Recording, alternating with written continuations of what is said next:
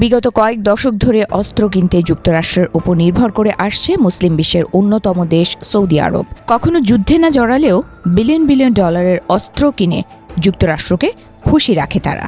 গত বছরের মে মাসে মার্কিন প্রেসিডেন্ট ডোনাল্ড ট্রাম্পের রিয়াদ সফরে দুই দেশের মধ্যে প্রায় ১৪২ বিলিয়ন ডলারের এক বিশাল অস্ত্র চুক্তি সই হয়, যা ইতিহাসের মধ্যে সবচেয়ে বেশি অর্থের অস্ত্র চুক্তি।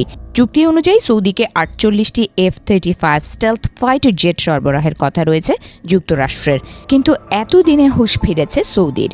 যুক্তরাষ্ট্রের উচ্চ মূল্যের অস্ত্রের ওপর নির্ভরতা কমাতে চাইছে তারা।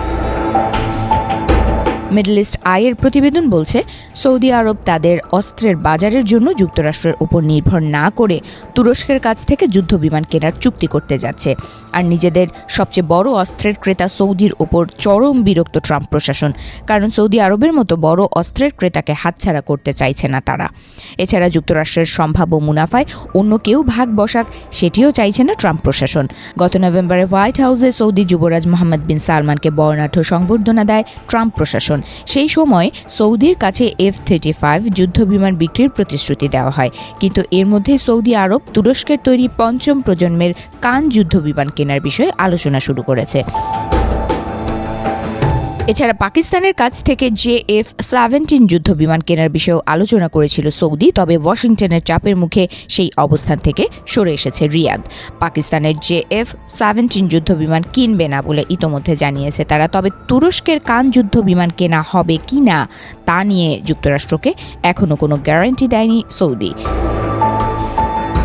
এদিকে যুক্তরাষ্ট্রের কাছ থেকে সৌদি F-35 যুদ্ধবিমান পাক তা চায় না ইসরায়েল, কারণ মধ্যপ্রাচ্যে ইসরায়েল ব্যতীত এই স্টেলথ শ্রেণীর যুদ্ধবিমান আর কারণেই। তবে সৌদিকে এই যুদ্ধবিমান সরবরাহ করলেও তা ইসরায়েলের হাতে থাকা F-35-এর চেয়ে কিছুটা নিম্নমানের হতে পারে বলে জানা গেছে।